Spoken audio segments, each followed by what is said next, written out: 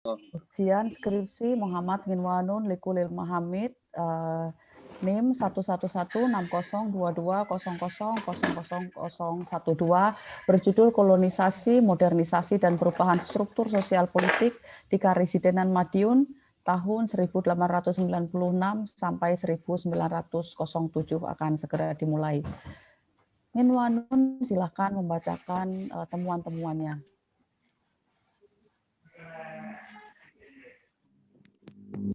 Bismillahirrahmanirrahim. Assalamualaikum warahmatullahi wabarakatuh. Waalaikumsalam warahmatullahi wabarakatuh. Terima kasih kepada pimpinan sidang Ibu Awalia Rahma sekaligus Ketua Jurusan SPI dan dosen penasihat akademik saya. Kemudian Pak Ilmi Akmal selaku Wakil Ketua Jurusan, dan kepada yang terhormat Bapak Wahid dan Bapak Hair selaku penguji pada pagi yang berbahagia ini. Di sini saya akan mempresentasikan secara singkat mengenai skrip yang saya tuliskan berjudul Kolonisasi, Modernisasi dan Perubahan Struktur Sosial Politik di Karesidenan Madiun tahun 1896 sampai 1907.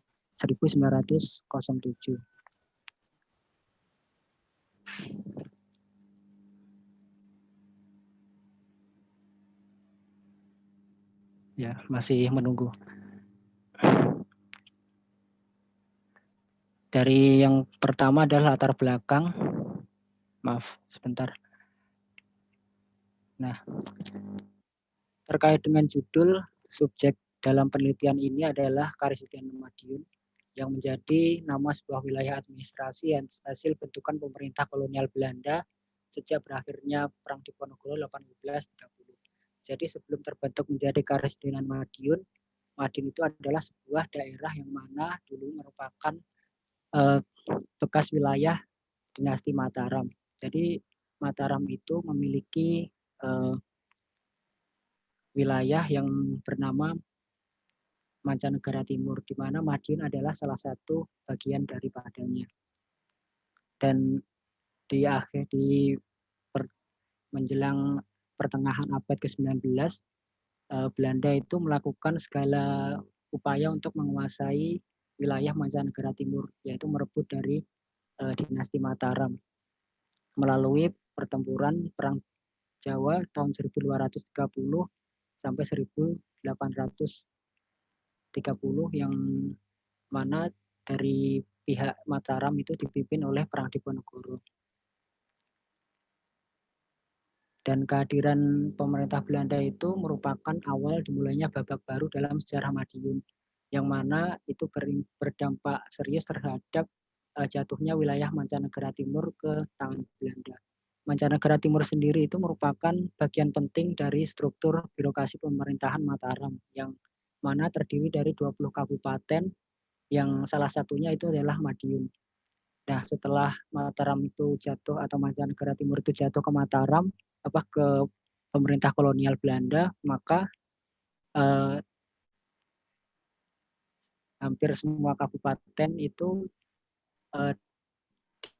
oleh Belanda dan bentuk baru yang namanya Karesidenan Madiun, yang dipimpin oleh Presiden saat itulah Pati tidak lagi bertanggung jawab kepada Raja Jawa, yang mana diperintah oleh Sultan Surakarta dan Sultan Yogyakarta, tapi langsung ke Presiden.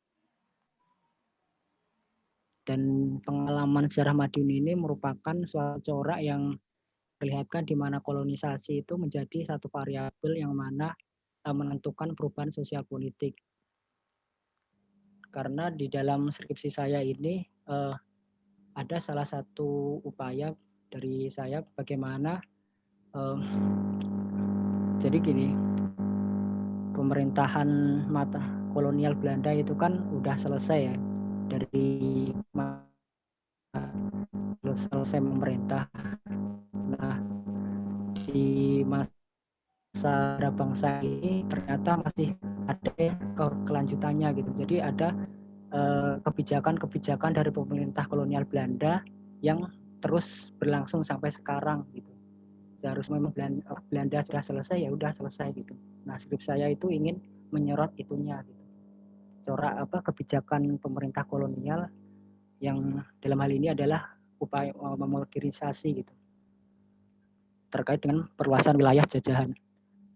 Rumusan masalahnya yang ingin saya jelaskan di sini adalah terkait Residen Madiun, yang mana residen itu merupakan suatu pimpinan tertinggi dalam pemerintahan tingkat kanan, yang mana dia melakukan segala upaya untuk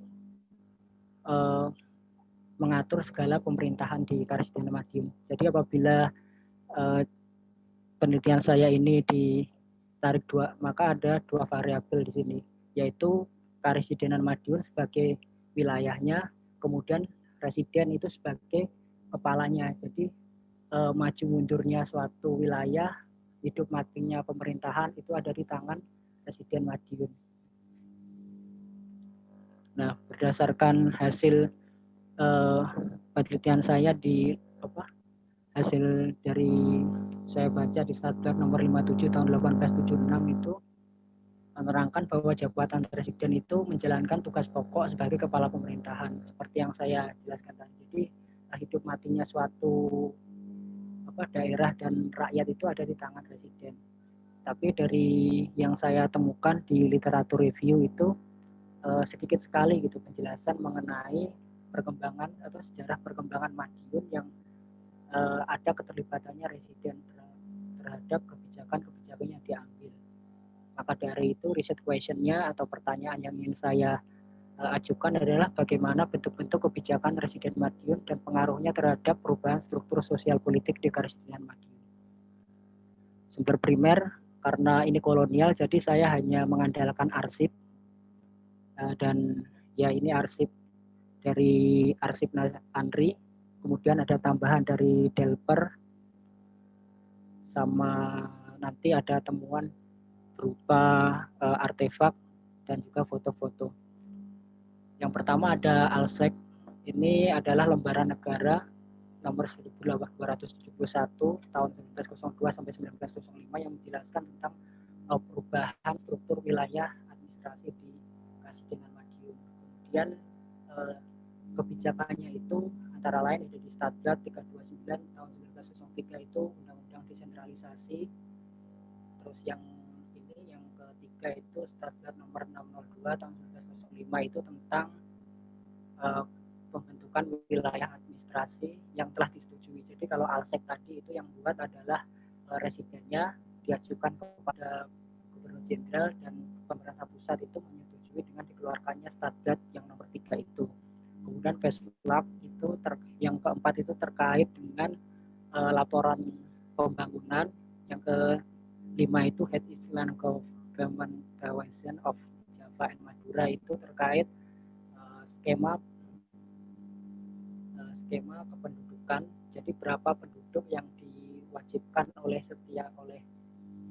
pemerintah pusat agar bisa mendirikan suatu wilayah. Dan di situ aturannya adalah 100 kepala keluarga. Terus nanti rinciannya ada di temuan itu.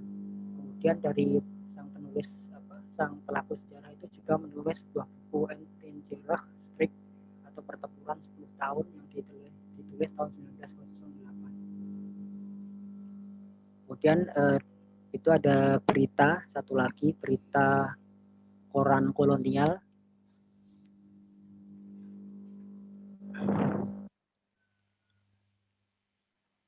Nah, ini yang kedua, artefak bekas rumah dinas Residen Madiun yang sekarang jadi kantor Bakorwil.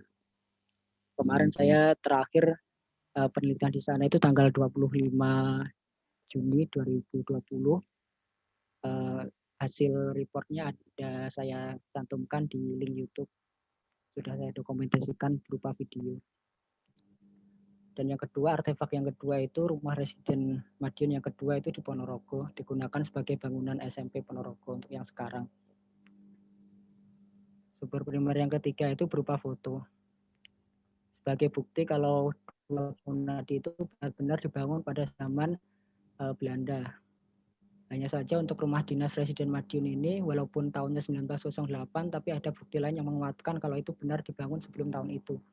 Contoh kasusnya adalah persetujuan antara Residen Madiun dengan Bupati Madiun tahun 1902. Nanti ada di temuan. Literatur review ini yang ingin saya kaji lebih lanjut. Yang pertama adalah buku dari Sri Margana, Madiun Sejarah Politik dan Transformasi Kepemerintahan dari abad 14 hingga awal abad ke-21. Maaf salah tulis 21. Yang kedua adalah buku dari On Hokham, Madiun dalam Kemelut Sejarah Priai dan Petani di Karesidenan Madiun. Dan yang ketiga adalah Politik Pemerintahan. Ini artikel jurnal Politik Pemerintahan dan Kebijakan atas ruang dalam penetapan Ibu Kota Baru Kabupaten Madiun. Menemukan posisi Caruban 1830-2017.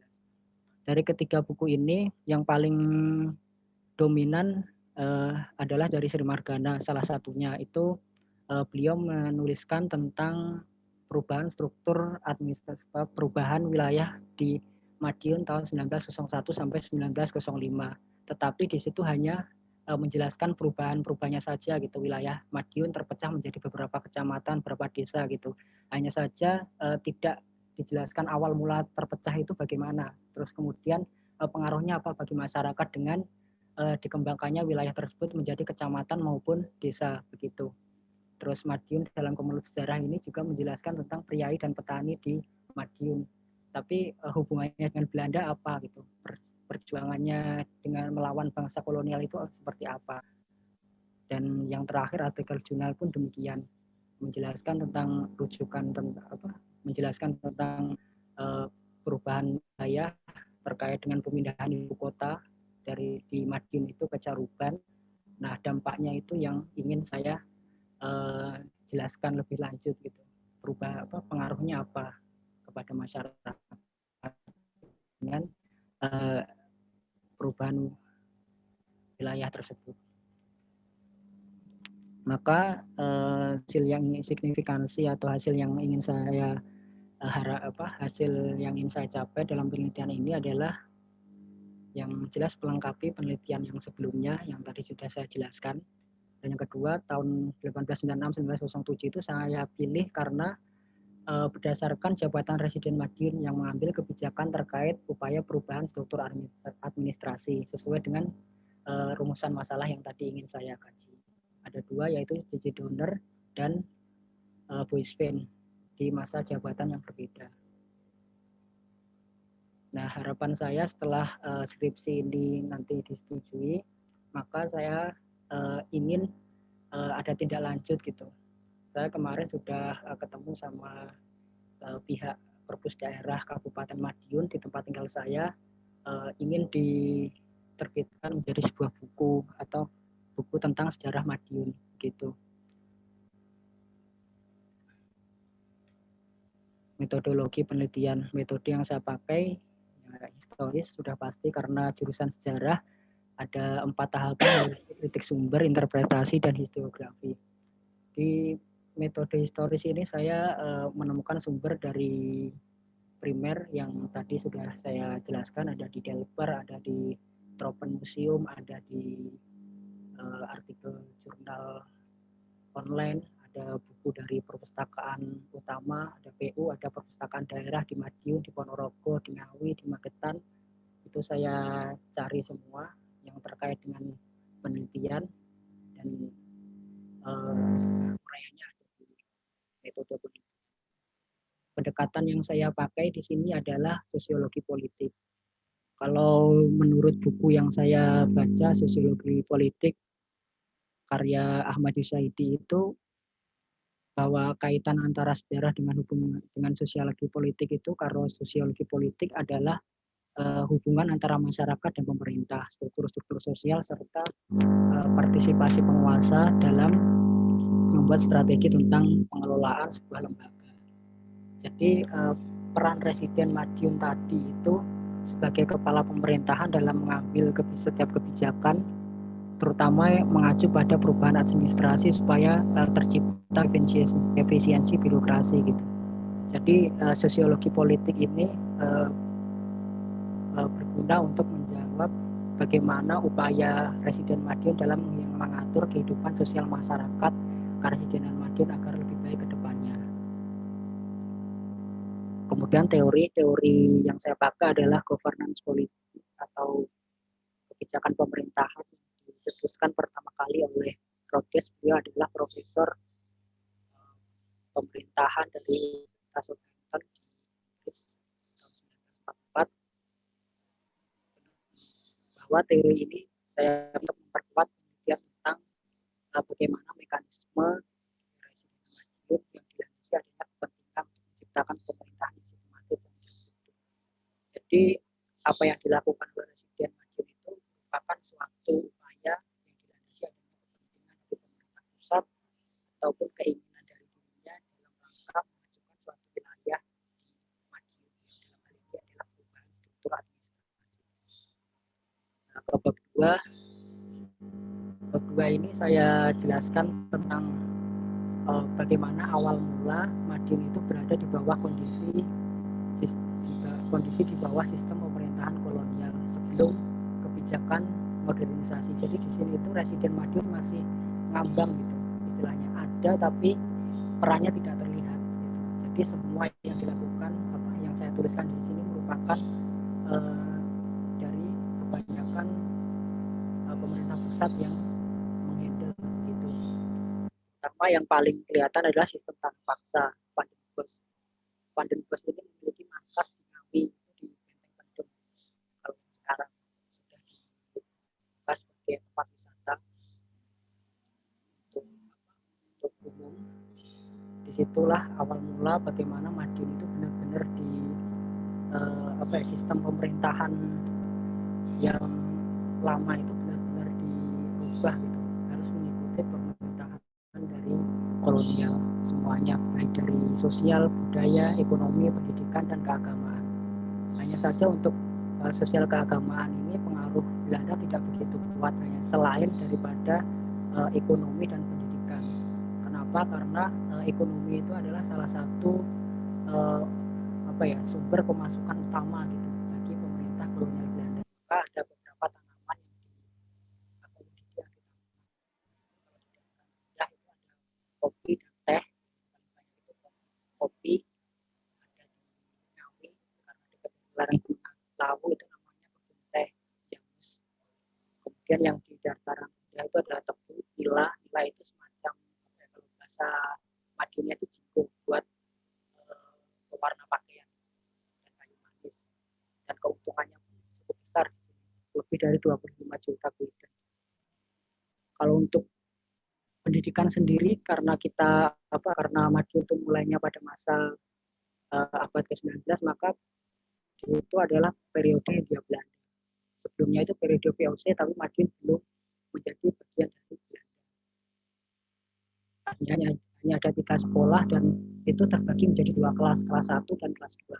Kelas 1 itu yang sekolah rakyat di Panggung itu khusus ya, sekolah rakyat di Panggung itu khusus pegawai wilayah Madiun.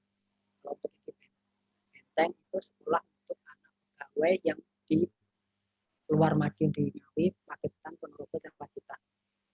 Sedangkan yang Seleko itu sekolah kelas 2 yang untuk seluruh masyarakat Karesidenan Madiun selain daripada anak pegawai. Jadi ada pemisahan atau kasta dalam pendidikan di masa awal mula pemerintahan kolonial di Madiun. Untuk bidang agama tidak banyak karena yang saya pahami Belanda itu negara sekuler, jadi tidak memperdulikan apa agama mereka, apa kepercayaannya. Hanya saja orang sana itu sangat terdibatasi gitu ruang lingkupnya. Kalau mau ibadah, mau ngaji itu delik-delik atau ya sembunyi-sembunyi gitu. Jadi dia pengennya aman, agar tidak diganggu oleh. Di situ saya jelaskan tentang masing-masing. Memang karena Belanda yang menguasai, jadi mereka masih tertekan gitu. Guru-guru kiai pun ulamanya juga belum berbuat banyak.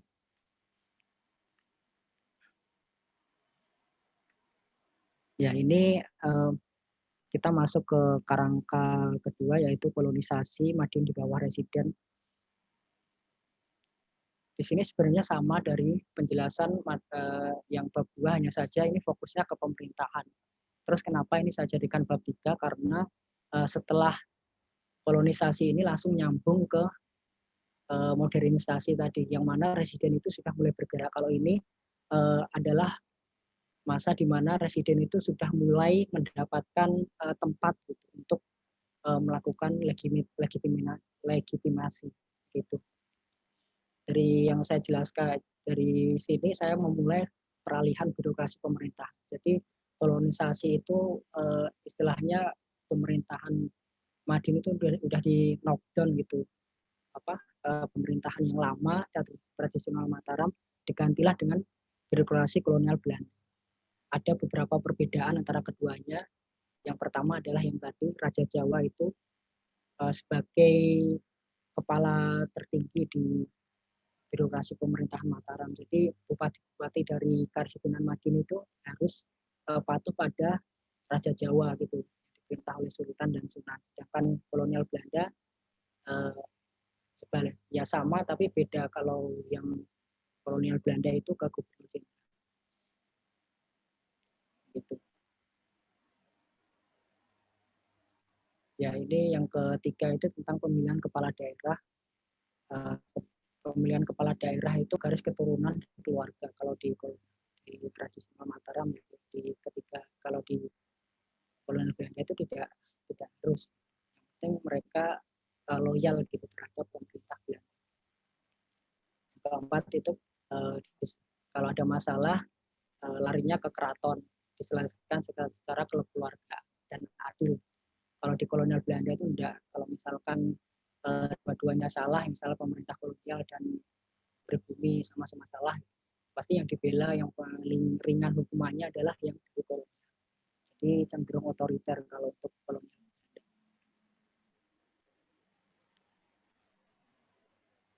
Ya, selanjutnya ini pembentukan struktur pemerintahan Karesidenan Madiun.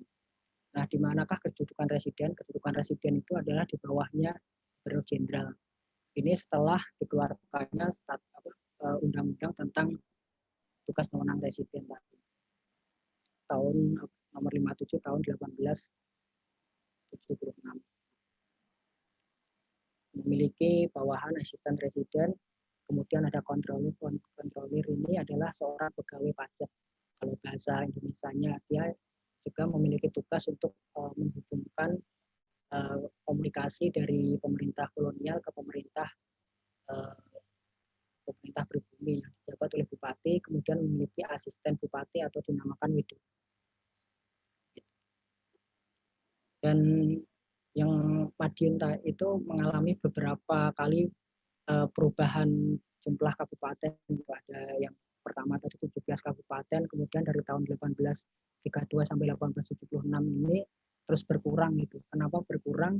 Karena ada upaya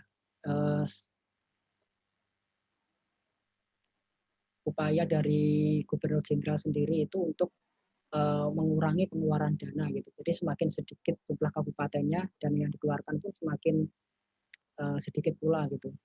Terus yang kedua karena letak geografisnya itu terlalu jauh gitu. Terus tidak ada hasil alam yang bisa dieksploitasi sehingga tidak menguntungkan, ya udah mending dilepas gitu. Nah, ini adalah yang terkait dengan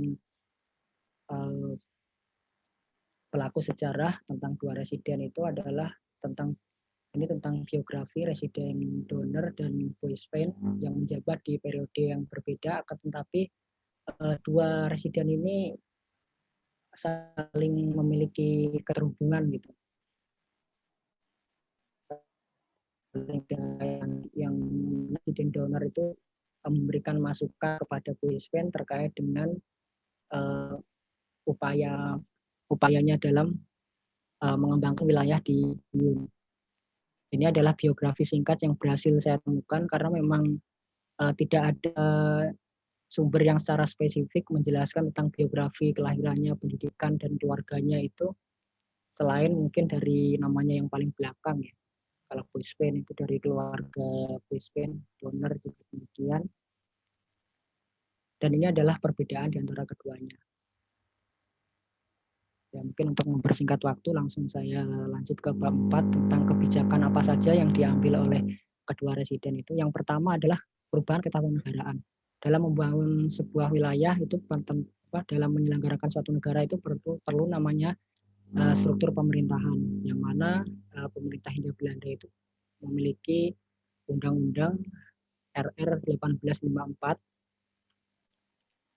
Hanya saja ini tidak sama sekali tidak menguntungkan dari pemerintahan pribumi. Gitu. Jadi berkali-kali pula pemerintahan pribumi itu melakukan penolakan gitu terhadap perlakuan dari pemerintah Belanda yang tadi disebutkan di bab 2 tentang tanam paksa dan lain sebagainya.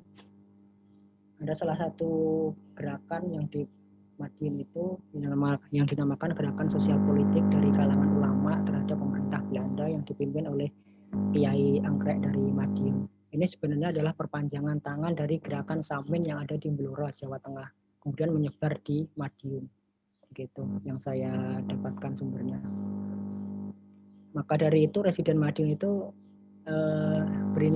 berinisiatif gimana caranya biar perpecahan antara perebutan kekuasaan pribumi dengan kolonial ini bisa berakhir gitu. Akhirnya bagi-bagi kursi kekuasaan yang mana sebelumnya kontrolir itu yang pegawai ditambahkan jabatannya selain sebagai penghubung komunikasi dari pihak Belanda ke pribumi ya itu sebagai camat atau daerah yang kepala distrik setingkat kecamatan dan aspiran kontrolir atau lurah kalau sekarang kepala desa.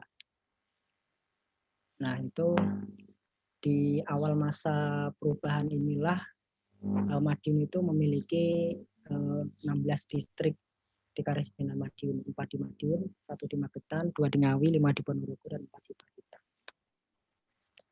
Kemudian upaya yang lain adalah tentang politik etis atau politik balas budi. Ini merupakan suatu gagasan dari pemerintah Belanda untuk yang memiliki rasa simpati gitu terhadap rakyat Hindia Belanda khususnya di Karesidenan Madiun. Walaupun dalam literatur review umumnya itu politik etis baru berlaku pada tanggal 17 September 1901 oleh Ratu Belanda Wilhelmina, akan tetapi di sumber yang lain itu ada yang menjelaskan bahwa kebijakan pemerintah Belanda terkait politik etis itu sebenarnya sudah ada sejak tahun sebelumnya gitu, tepatnya 1896 sampai 1905.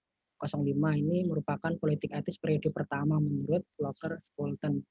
Juga dikuatkan dalam buku Sejarah Indonesia karya Profesor Daliman, yang mana politik etis itu sebenarnya adalah politik yang ditujukan untuk memerdekakan atau memberikan kesejahteraan untuk rakyat pribumi. Tapi pada akhirnya hanya pemerintahan saja yang mendapatkan keuntungan. Gitu. Ada 3 di sini politik etis yang dilaksanakan di Madiun. Yang pertama tentang pengairan sawah dan perkebunan. Memang awalnya pengairan ditujukannya kepada rakyat petani gitu. Tapi pada akhirnya malah yang diprioritaskan untuk diairi itu yang perkebunan milik kolonial. Dan pada akhirnya muncullah pabrik-pabrik punya investor asing yang datang ke Madiun.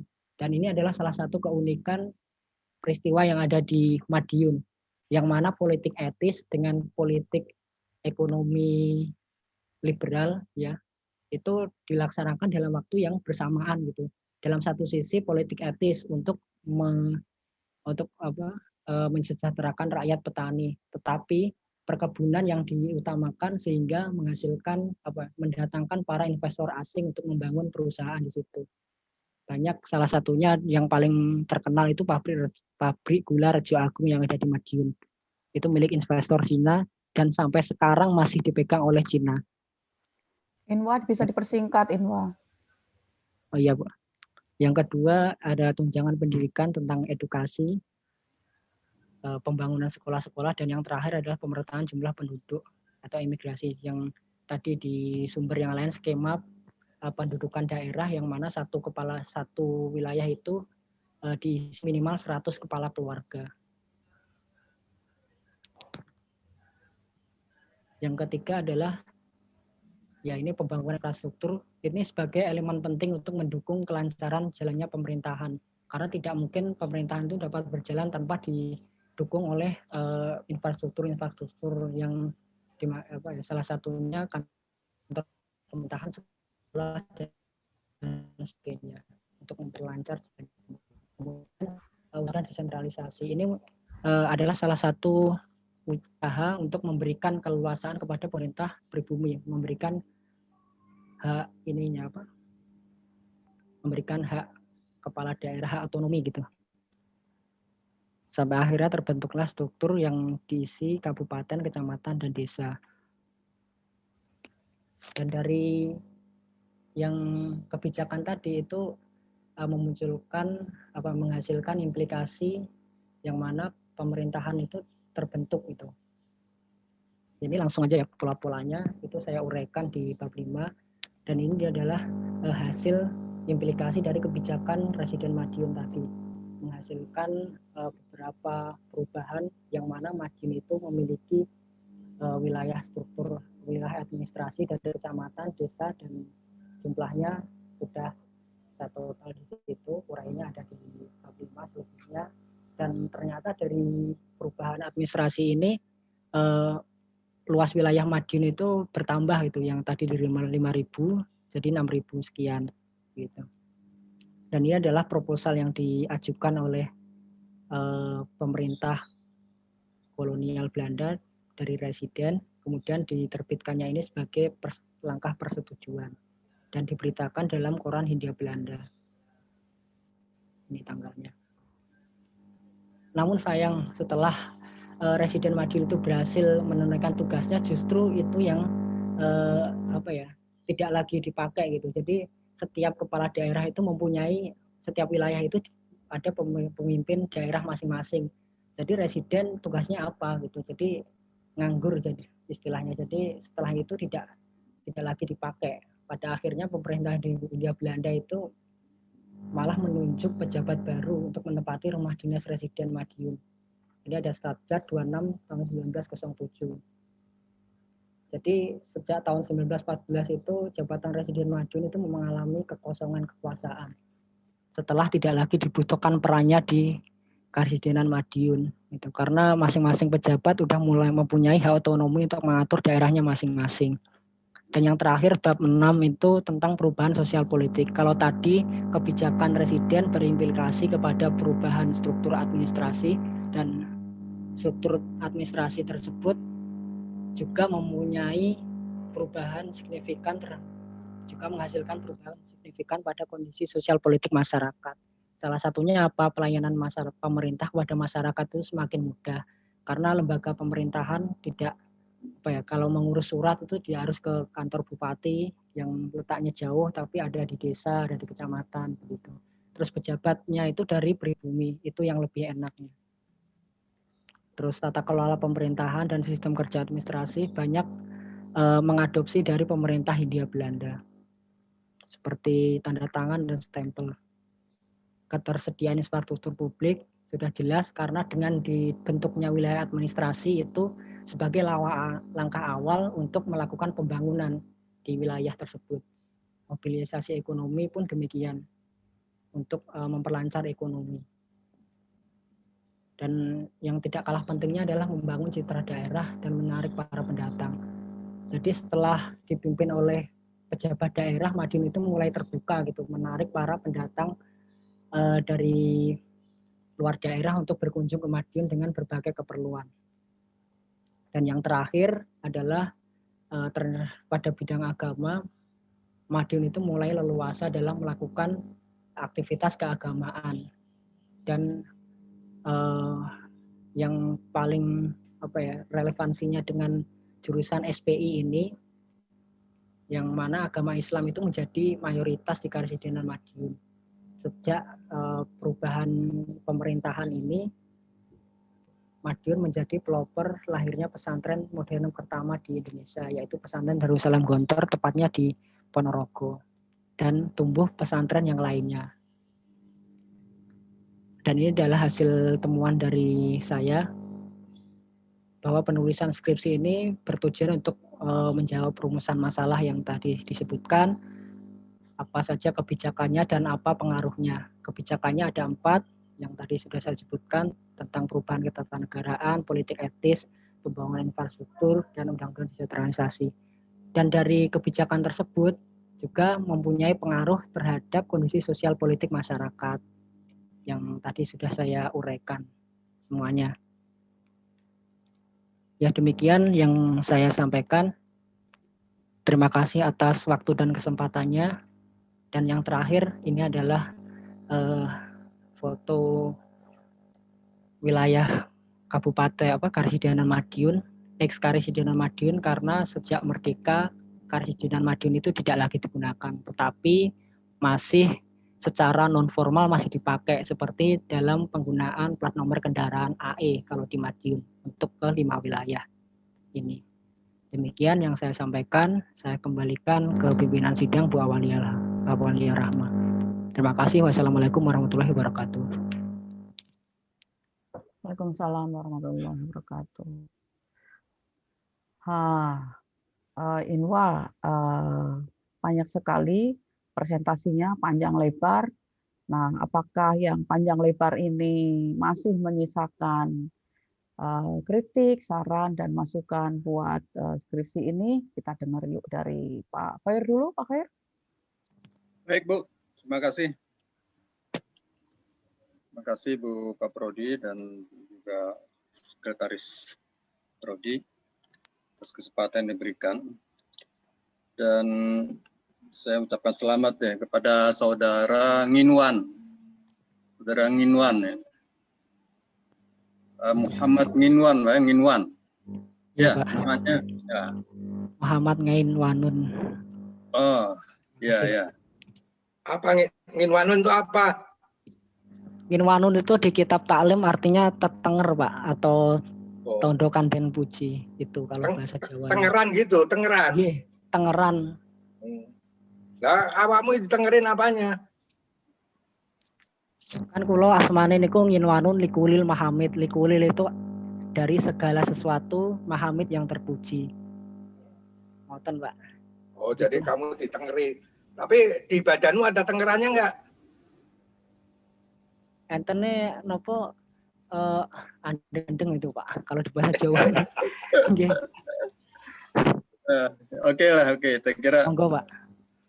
Ya, saya ucapkan selamat ya kepada Saudara Muhammad Nginwan ini atas keberhasilan Anda menyelesaikan skripsi ini.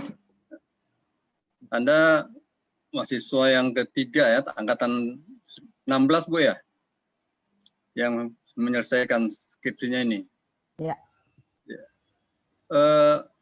Ya, saya juga menyampaikan apresiasi kepada Anda. Mungkin skripsi Anda ini patut untuk ditiru juga oleh mahasiswa setelah Anda ini. Saya kira ini memang model penulisan sejarah yang kita harapkan seperti ini gitu. Ya, jadi benar ini adalah sejarah. Ya. Jadi ada peristiwanya, ada periodenya, ada kurun waktu, ada tokohnya. Ya. Nah, kemudian yang lebih penting lagi, Anda telah melakukan penggalian sumber ini. Ya, tidak setiap orang bisa melakukan sumber penelitian ini karena ini masalah kolonial yang arsipnya berbahasa Belanda. Jadi Anda saya apresiasi atas usaha Anda ini dan ya semoga nanti yang lain juga bisa mengikuti langkah Anda ini, saya kira. Nah, tapi ya di samping apresiasi saya ini, Anda jangan GR dulu ya. Mungkin ada beberapa hal yang perlu Anda jawab dulu dari pertanyaan saya ini. Ini Anda orang Madiun ya, Nginwan? Iya, Pak. Madiun ya. Jadi Anda memang punya perhatian kepada daerah leluhur Anda ini ya, saya kira ya. Oke. Masih keturunan bupati barangkali? Ya. Nginwan? Oh, kalau itu belum tahu, Pak. Iya, keturunan bupati. Iya. Lalu ya, jadi ini periodenya adalah 1896, kemudian 1907 ya. Itu masa pemerintahan 2 orang residen kan? Iya, Ya, Pak. ya, Iya. 2 residen. Dengan latar belakang yang Anda kemukakan sebelumnya pada masa itu. Nah, jadi Madiun ini pada masa baru masuk ke menjadi wilayah wilayah pemerintahan Belanda setelah Perang Diponegoro ya. Jadi sebelum itu Madiun ini adalah wilayah Kerajaan Mataram, ya, Kerajaan Mataram. Nah, jadi sebelum itu ingin saya tanya, Anda banyak menggunakan sumber-sumber arsip ini, Anda sendiri yang menerjemahkan, pelajari. Iya, Ya, Pak. Inwan? Iya. Ya, alhamdulillah. Ya, jadi Anda punya kemampuan untuk mengakses sumber-sumber yang masa kolonial ini. Ini penting ini memang, ya. Sangat penting untuk dilakukan. Sebenarnya kalau kita mau menggali sejarah selama masa kolonial, itu sumbernya itu memang cukup melimpah. Ya, jadi seperti yang Anda bahas di sini itu kan cukup banyak sumbernya kan dari Belanda. Ada tidak sumber-sumber lain? Umpamanya ada catatan dari bupati atau apa mungkin dalam bahasa Jawa dan sebagainya. Ada tidak? Kalau catatan bupati tidak ada, hanya saja saya menemukan babat, Pak. Babat Ponorogo, babat babat Ngawi, ada babat Pacitan gitu. Itu bahasa Ya, Jawa. tapi itu membahas tentang periode Anda tidak? Kan tidak kan? Itu masa sebelumnya. Membahas, Pak. Ada yang dibahas juga pada periode itu. Jadi yang di Ponorogo, babat Ponorogo Jilid 3 itu membahas tentang residen donor yang mana beliau ketika melaksanakan politik etis itu hanya mementingkan pemerintah Belanda sendiri yang pribumi itu dikesampingkan gitu. Itu babat yang tulis. Itu ada di babat ya. Ponorogo. Babat Ponorogo, ya. Iya. Ya. Oke, jadi nah ini penting ini ya. Jadi kalau metode yang dipakai oleh sejarawan Indonesia itu kan menggabungkan antara sumber kolonial dengan sumber lokal tradisional ini, ya. Nah, jadi di sana dibuat sintesis sehingga nanti akan menghasilkan kesimpulan. Ya, saya kira usaha Anda ini ya cukup serius ya Anda lakukan ini. Nah, kemudian saya ingin dalamnya lagi. Akibat ya, jadi sebelum 1896 itu residen itu kedudukannya itu sejajar ya dengan bupati gitu ya. Gimana itu? Menurut Undang-Undang tahun 1876 barangkali ya. Bukan, Pak. Izin menjawab ya, Pak. Ya, coba silakan. Jadi yang dimaksud kedudukan residen sebelum tahun 1876 itu sebenarnya ya pada dasarnya residen itu orang yang memerintah karesidenan di bawah naungan gubernur jenderal. Jadi yang melantik memberhentikan itu hanya gubernur jenderal, tapi tidak gubernur jenderal tidak berhak untuk mengatur pemerintahan, ibaratnya seperti menteri gitu. Residen itu menterinya. Jadi apa yang di kebijakan menteri itu tidak ada kaitannya dengan presiden atau gubernur jenderalnya. Nah, sebelum tahun 1876 itu residen Madiun hanya sebagai hanya nama aja gitu. Semua yang mengatur hanya gubernur jenderal, salah satunya yang tadi tentang tanah paksa.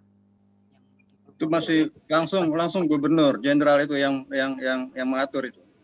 Ya, jadi tidak mengambil kebijakan gitu, hanya menjalankan. Ya, yang saya ingin tanyakan hubungannya dengan bupati. Kan ada residen, ada bupati, dan kemudian ada lagi kontrolir. Nah, itu apakah mereka kedudukannya sejajar itu? Mereka ada di bawah gubernur jenderal? Ya, sejajar, Pak. Hanya saja sejajar. Yang kolonial itu lebih diprioritaskan. Maka sebenarnya kontrolir itu untuk menjaga hubungan antara kolonial dan pribumi.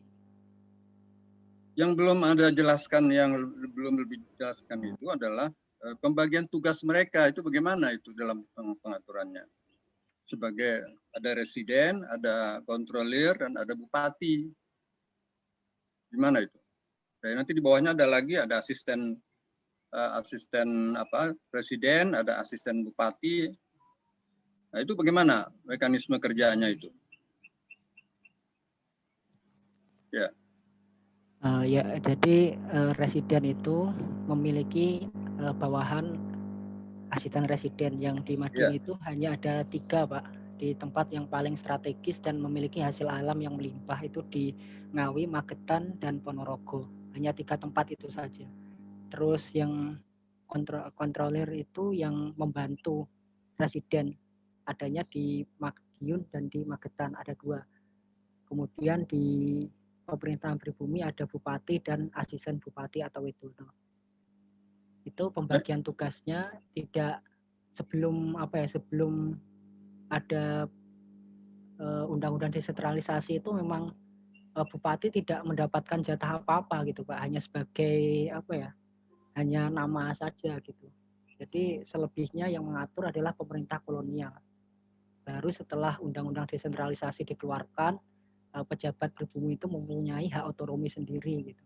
Sayangnya setelah pejabat pribumi punya hak, residen Madiun ini justru dikesampingkan, udah nggak ada tugasnya gitu. Makanya dikosongkan Madiun.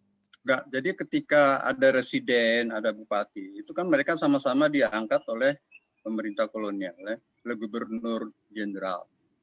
Mereka itu kan. Nah, tapi bupati itu tidak punya pekerjaan, dalam arti dia hanya sebagai pejabat yang tidak diberi tugas apa-apa gitu. Gimana itu? Ya? Ya, Pak. Diperbaiki gitu. Hah? Kalau yang saya temukan sejauh ini ya hanya itu, Pak. Nasibnya sama seperti rakyat pribumi, hanya saja ruang lingkupnya kalau bupati itu hanya ke pejabat hanya ke rakyat pribumi gitu. Jadi kebijakannya tidak ke soalnya gini, coba sebentar, ini perlu didalami ini karena ini kan menyangkut masalah yang Anda bicarakan, pemerintahan kan, administrasi.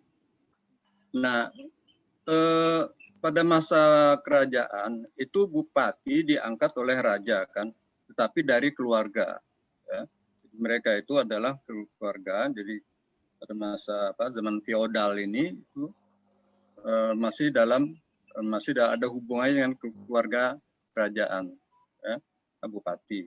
Nah, lalu kemudian setelah pemerintah Belanda mengambil wilayah itu bupati tetap dipertahankan, tapi bukan dari kerajaan, ya kan, diangkat oleh pemerintah Belanda. Nah, tapi pemerintah Belanda di samping bupati ada residen. Nah, ini pekerjaannya apa bupati itu loh? Itu kan perlu ada kejelasan juga. Ada nggak rincian kerjanya di dalam Stadsblad itu?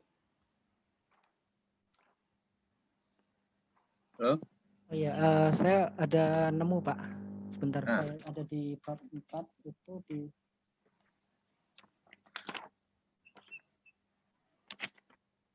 di mana itu?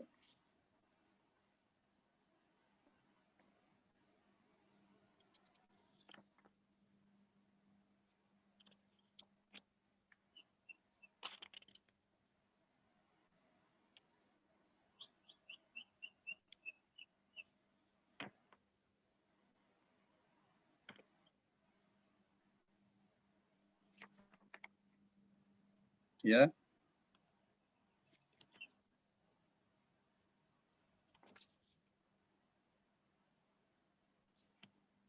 Saya baru nemunya yang ini sekunder, Pak.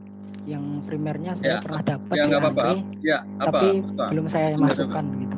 Ya, untuk bantu apa?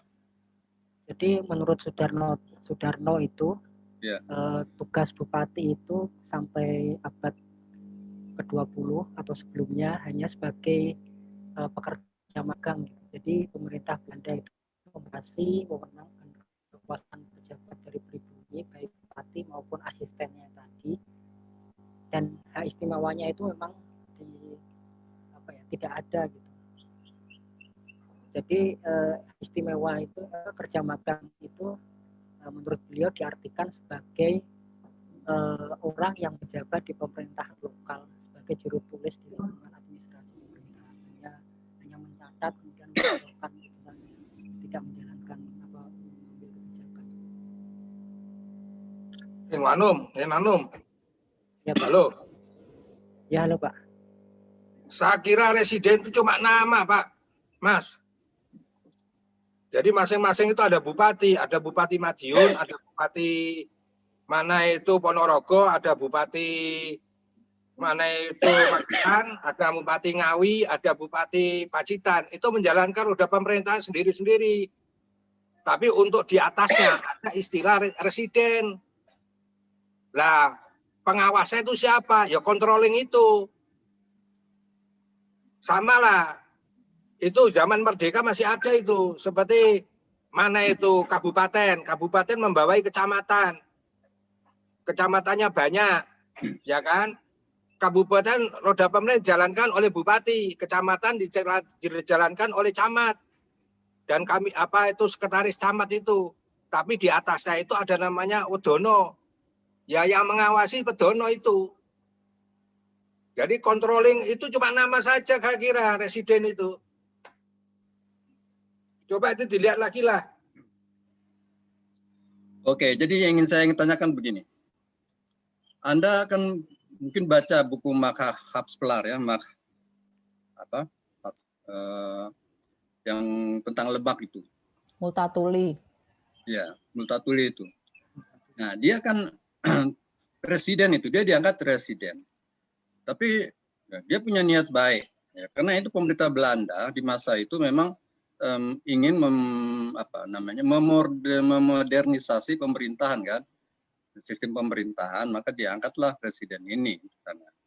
Nah, tapi pada kenyataannya itu bupati itu sangat berkuasa dalam arti bahwa sebagai sebagai pemerintah tradisional itu mereka masih memperlakukan diri sebagai penguasa tradisional yang otoriter, kemudian juga feodal, ya. Nah, jadi ini mengakibatkan apa? Rakyat menderita. Di satu sisi rakyat itu menjalankan kerja paksa, ya. Jadi tanam paksa. Tapi di samping itu juga bupati juga menekan mereka. Nah, jadi ini Anda perlu perhatikan, pemerintah Belanda itu tetap mempertahankan bupati, ya, bupati walaupun ada residen. Nah, ini perlu kalau kasus Lebak itu memang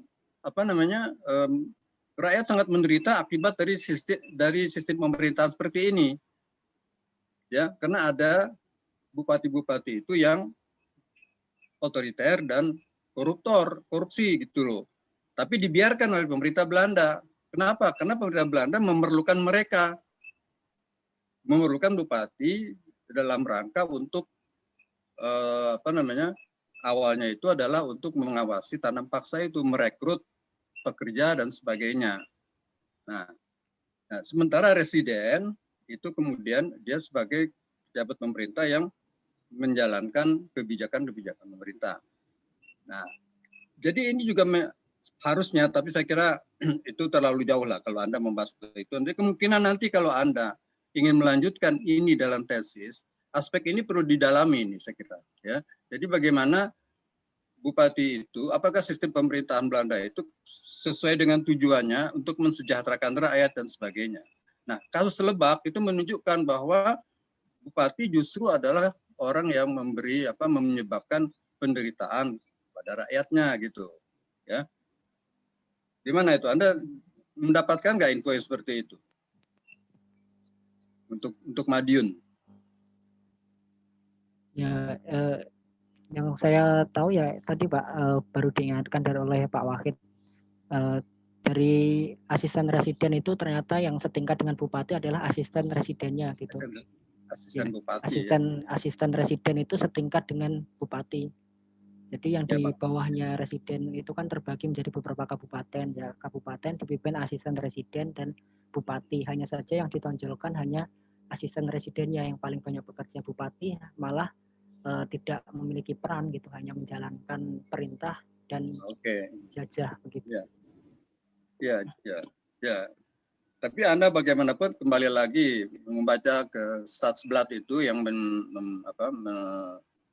mencatat tentang struktur ya pemerintahan berdasarkan undang-undang yang tahun 1876 itu ya. Itu dulu, lalu nanti ada revisi kan belakangan. Nah, ini perlu didalami ya, sudah lihat. Itu satu ya, jadi ada catatan Anda. Tapi ya kalau Anda dapatkan informasi yang terbaru, saya kira bagus untuk perbaikan skripsi ya, skripsi ini. Tapi kalau Anda tidak, ya nantilah untuk datang bisa Anda dalami lagi. Lalu yang berikutnya ini Anda menyebutkan tadi, itu adanya perkembangan yang positif bagi agama Islam itu terjadi kapan? Setelah politik etis ya? Setelah ini Pak, desentralisasi wilayah. Jadi pejabat pribumi itu yang mayoritas Muslim diberikan hak wewenangnya. Dan pada akhirnya memberikan kemudahan kepada masyarakat yang juga beragama Islam untuk menjalankan keagamaannya dan mendalami ilmu agama itu di pesantren. Makanya pesantren dan masjid tumbuh kembang. Begitu. Ya, ini saya kira ini juga perlu Anda dalami lagi ya, perlu didalami lagi tentang hubungan antara desentralisasi dengan pertumbuhan perkembangan agama Islam, khususnya bidang pendidikan dan sebagainya. Karena ini poin yang sangat menarik ini ya. Itu bisa jadi skripsi tersendiri tuh kalau dikembangkan itu ya. Bagaimana kebijakan pemerintah Belanda yang desentralisasi ini menyebabkan perkembangan agama Islam di wilayah itu ya. Ya, saya kira ini perlu didalami lagi. Bisa juga nanti suatu saat Anda bikin artikel untuk untuk jurnal dan sebagainya khusus masalah ini ya. Saya kira bagus sekali. Oke. Ya, saya kira saya tidak berpanjang lebar ini. Saya akui Anda telah berusaha dengan keras. Tapi ada beberapa hal yang perlu Anda perbaiki. Itu ada Anda nulis Vervolg, itu salah itu ya. Bukan Vervolg ya. Perbaiki ya, Vervolg, bukannya Vervolg, nggak ada itu ya. Udah lihat belum? Ya. Yang ini Pak, maaf. Sekolah itu loh. Sekolah rakyat. Iya, itu.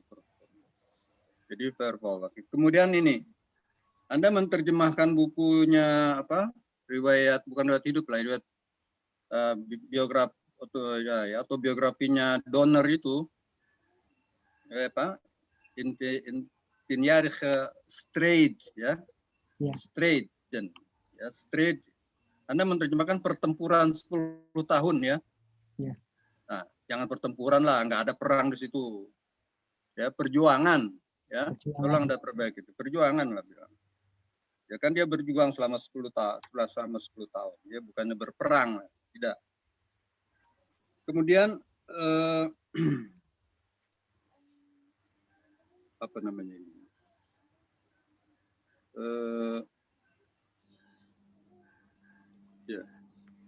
Ya saya kira sementara cukup deh ini aja ya. Nanti kalau ada yang ingin saya sampaikan saya akan sampaikan dalam catatan saya nanti. Ya. Saya kira demikian saja Bu Kaprodi ya yang saya sampaikan kepada Saudara Nginwan ini. Sekali lagi saya ucapkan selamat kepada Saudara Nginwan dan terus berkarya ya. Kemampuan Anda ini dipertajam lagi ya. Sering cari tema-tema baru yang pengalaman Anda berhubungan dengan Andri dan sebagainya itu merupakan kunci untuk menjadi sejarawan saya kira. Dan Anda jadi sejarawan lah. Ya. Oke, terima kasih Bu Kaprodi, saya kembalikan. Terima kasih Pak Khair masukan-masukannya. Inwa, coba dilihat di yang tadi yang di kotak yang di biografi tadi itu yang sebelumnya dibacakan oleh Pak Khair. Masih ada yang salah itu. Nah, yang kanan. Lahir di mana itu yang di kanan? Bosveen. Erchem, Belanda. Ada, itu kamu udah cek ada kota itu di Belanda? Iya, itu nggak Ini ada. zaman kolonial, Bu. Iya, itu ada sampai sekarang. Itu namanya apa itu? Kamu cek deh. Nanti dicek. Nggak ada itu namanya itu. Kamu kekurangan satu huruf.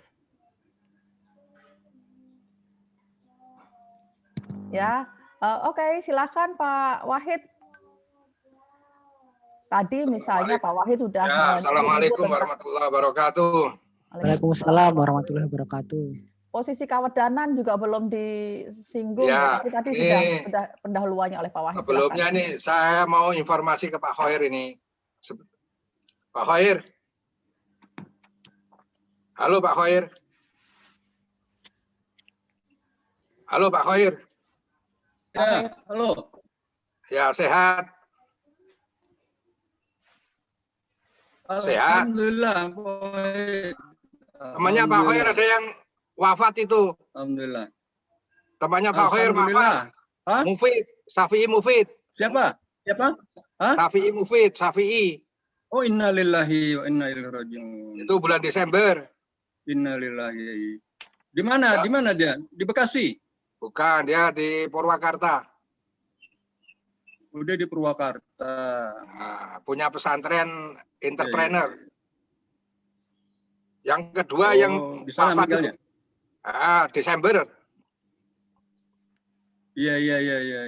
Yang kedua yang wafat kakak saya, Pak. Oh, yang innalillahi. Nah, ada berita. Yang jadi bening. Ada informasi. Yang jadi bening. Yo, Bumbu Zayana. Ya. Innalillahi. Hari Kamis yang lalu ya. Bumbu Zayana. Ya. Minta maaf, dimaafin lah semuanya. Hari Kamis. Maaf semua ya udah yang insya Allah pokoknya. Ya. Berikutnya, ya sekarang Nginwanum ini. Saya tertarik dengan namanya itu, Nginwanum itu, tertarik sekali itu. Karena ini mahasiswa saya. Ya, ini termasuk yang punya potensi lah. Alhamdulillah dia nulis bagus ini. Judul kami itu ada 3 itu kalau ditulis itu. Inwa pindah ke halaman ke slide judul. Ya. Judul kami itu Inwan itu ada 3 tuh, kolonisasi, modernisasi, perubahan struktur sosial di Kabupaten Madiun. Itu kalau bisa itu masing-masing orang dibikin lagi lah, ini dibikin lagi, diperluas lagi. Jadi Nginwanum itu payung ya. Nanti ada payung kecil. Kalau mau dikatakan ini candinya, candi besarnya. Nah, nanti kalau bisa kolonisasi itu candi kecilnya ini. Modernisasi candi kecilnya. Nah, struktur perubahan struktur sosial di Kabupaten Madiun nanti dibikin lagi itu. Kalau bisa 3 itu nanti barangkali Ketua Porti bisa ngarahkan ke sana.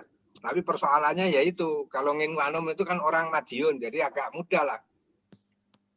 Ya, yang perlu Anda tahu ini di ucapan terima kasih. Ini tolong bukan mengurangi hormat kamu ke bapakmu. Ya, biasanya tradisinya itu bapak itu ditaruh di bawah itu keluarga. Jadi rektor struktur lah, pakai struktur birokrasi itu harus didulukan dulu. Ya, Nginwanum ya. Iya, Pak. Ya, Bapak bukan mengurangi hormat kamu pada orang tua, bukan. Biasanya begitu. Kemudian yang ketiga yang mau saya tanya ini sebelum merdeka, sebelum di bawah pemerintah Hindia Belanda, sebetulnya Madiun itu di bawah mana? Di bawah Solo apa di bawah Jogja? Izin menjawab, Pak. Ya, silakan. Dari literatur review Pak Margono itu Madiun di bawah naungan Sultan Hamengkubuwono V itu di Yogyakarta. Jadi mancanegara timur itu ada 2 wilayah, Surakarta dan Jogja. 11 kabupaten di Jogja, 11 kabupaten di Solo, 9 kabupaten di Jogja. Madiun itu yang Jogja. Padahal Madiun itu lebih dekat ke Solo daripada Jogja.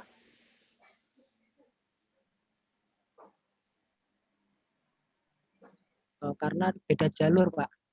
Karena Solo itu ya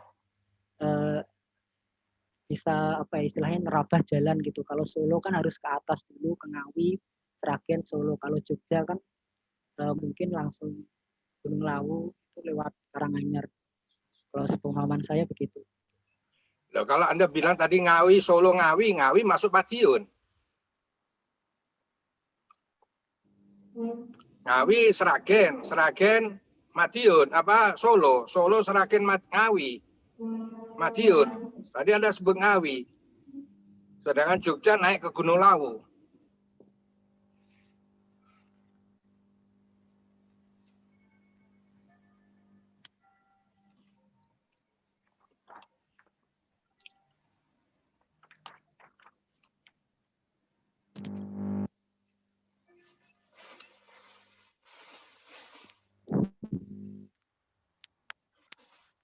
Gimana?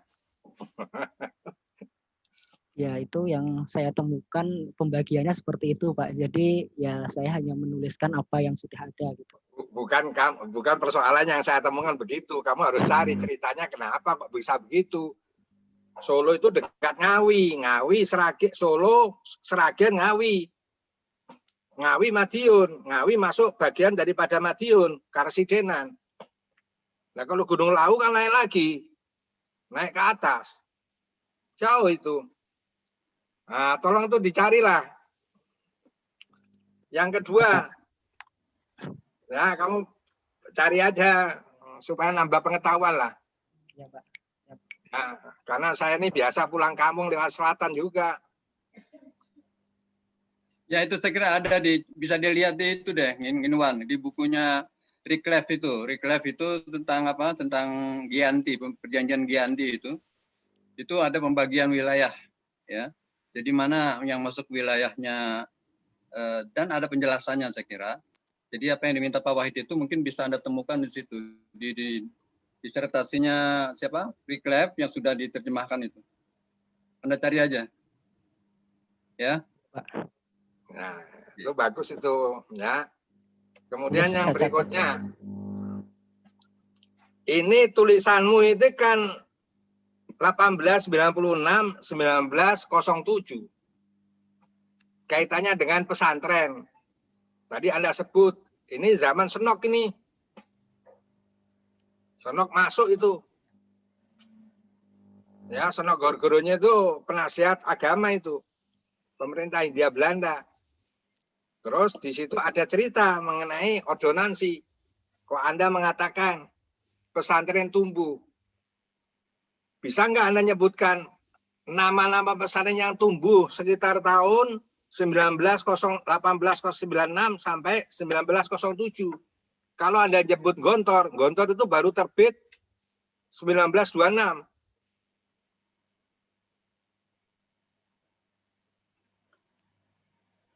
Jadi kalau Anda tadi saya tanya, Anda bilang pendidikan Islam dalam ini pesantren 1896 sampai 1907. Ini zaman Senok. Senok ada ordonansi. Kalau Anda mengatakan tumbuh, bisa nggak Anda nyebut nama-nama pesantren yang tumbuh di sekitar tahun ini? Boleh menjawab, Pak? Boleh, silakan. Ya, sebelumnya itu saya uraikan di bab 2 sebelum modernisasi ya. Nah, itu ada pesantren Salafi, jadi pesantren tradisional, Pak. Ini belum ke modern. Saya temukan itu pesantren Tegal Sari di Ponorogo, dan pesantren Tempurrejo di Merapi, ada pesantren Sabilul Mutakin di Tangerang Magetan, kemudian ada pesantren di Pacitan. Nah, itu semuanya tumbuh sebelum Gontor. Kalau Gontor kan memang pesantren modern pertama di Hindia Belanda. Enggak, tahun-tahunnya itu Sabilul Mutakin, Ya kan, kemudian yang pesantrennya Pak Mukti Ali itu di mana itu? Termas. Itu bisa nggak Anda sebutkan? Itu kalau bisa dikasih contoh-contoh itu enak. Jadi membuka tumbuhnya pesantren-pesantren, walaupun tradisional, tapi melahirkan ulama, tokoh-tokoh terkenal itu, Termas segala itu. Tegal Sari, ya itu Anda sebutkan tahunnya berapa, ini tahun berapa gitu. Ya, kalau bisa ditambah itu. Ya. Kemudian yang berikutnya ini wilayah Karesidenan Madiun itu tadi Anda sebut 5. Ya kan? Meliputi 5 wilayah. Yang pertama ada namanya Magetan. Magetan itu kan barat kan?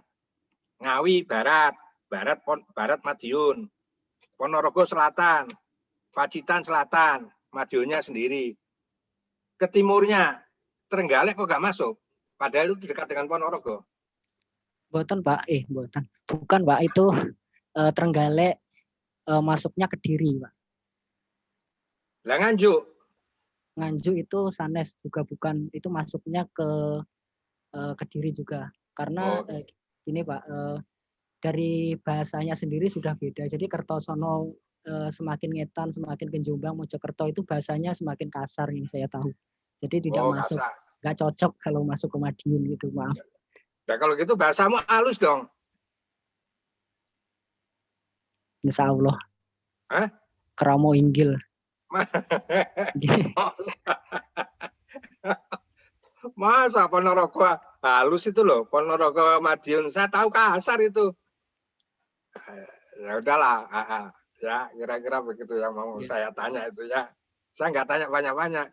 Berikutnya itu begini, tulisanmu itu sudah ya, tadi Anda mau dibukukan.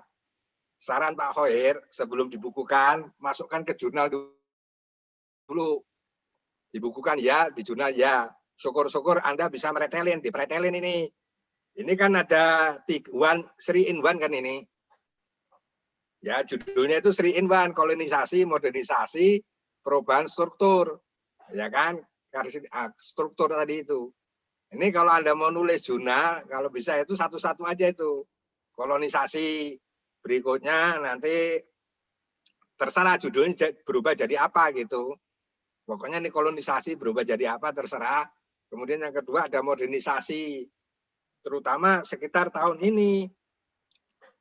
Kemudian ada perubahan struktur tadi itu. Jadi 3. Itu kalau Anda nulis sendiri itu dapat itu. Kalau jurnalnya Sinta 3 dapat 20 itu. Kalau Sinta 4 dapat 15. Lumayan tuh 45. Wah, hebat kamu. 45 apa, Pak? Itu poinnya. Poinnya, kreditnya itu dapat 5. Itu kalau Sinta 4, Sinta 2 itu dapat 25 kreditnya. Kredit poinnya. Kemudian kalau itu Sinta 3 dapat 20. Atau Sinta 4 dapat 15. Sinta 2 dapat 10. Wah, ini prestasi ini. Termasuk ini Pak Ibu Ketua Prodi itu bangga sekali nih. Bisa menaikkan gengsi jurusan SKI. Ya, saya dorong gitu. Baru nanti jadikan buku. Ya, jadikan buku oke lah, setuju saya. Ini bagus sekali. Berikutnya yang saya tanya, ente itu berapa lama nulis ini nih? 11 bulan, Pak. Hampir 11 bulan. Iya. Turun ke lapangan? Kalau saya turun lapangan hanya untuk memperkuat temuan saja, Pak, yang 2 tadi itu. Selebihnya saya ke ANRI, ke perpus-perpus di kabupaten yang nyari babat, Ponorogo, Pacitan itu. Berarti kan turun ke lapangan itu, turun ke lapangan ke perpustakaannya, toh? Iya. Itu buku-buku masih ada itu? Ada, tapi baca di tempat, Pak. Nggak boleh di foto. Nggak bisa digandain? Nggak boleh. Nah, Anda nggak punya gandanya gitu? Hanya punya catatannya itu, Pak. Catatannya udah saya transkrip ke tulisan sama footnote-nya begitu. Enggak, kalau punya gandanya itu saya mau ngopi juga. Saya suka daerah Madiun itu. Karena saya biasa Karena saya di Pondok itu lewat Madiun, lewat Ngawi, lewat Bojonegoro. Di situ ada brem itu. Iya, saya juga ini Pak Minwan. Bukunya Pak Margana itu Anda punya nggak? Punya, Pak. Buku Pak Margana. Ya, yang Tolong nanti dikopikan, nanti saya ganti biaya kopinya. Ya, sama. Saya juga dibikinin lah. Ya, Pak Margana yang 2 itu ya. yang ini, Pak. Ya, yang mana lah. Pokoknya Pak Margana itu loh, yang tentang Madiun itu. Ya, dikopiin nanti saya ganti duitnya. 2 ya. Ya, ini tapi yang lama, Pak, versi lama. Ya, nggak Yang apa-apa. Ada versi baru. Oh, ya. Ada versi baru. Ada versi baru itu bisa diakses di perpustakaan online Kabupaten Madiun. Itu yang 2018, kalau ini yang 2018 awal. Nggak apa-apa lah, yang itu aja nggak apa. Yang ini aja, Pak. Ya. Itu bahasanya apa itu? Bahasa Belanda? Bahasa Indonesia, Pak. Nah, ya yang itu aja yang lama. Yang lama ya. Ya, di fotokopi lah. Nanti saya ganti sama Pak Anu. Semua, Pak. Iya, nggak apa-apa. Ini Madiun, karena saya biasa dulu ke Ponorogo itu lewat Madiun, Ngawi. Nanti pecel. Udah makan pecel, udah makan brem. Nah, kira-kira begitu.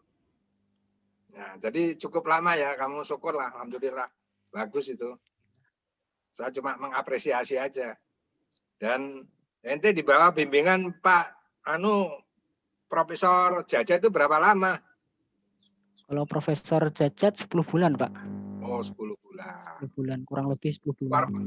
Keluar masuk begitu dong. Gimana, Pak? Keluar masuk gitu. Maksudnya revisian gitu. Iya, jadi keluar, masuk, terus keluar lagi, perbaiki lagi, keluar lagi, perbaiki lagi. Ya kira-kira Sering, begitu. Pak. Berkali-kali. Iya. Nah, sering kalinya itu saya berapa kali? Lebih kayak 10 kali lebih kayak. Alhamdulillah. Ya. Tapi Bu, saya kira gitu alhamdulillah aja, Bu. semakin Pertanyaannya, Bu. Nggak usah banyak-banyak, Bu.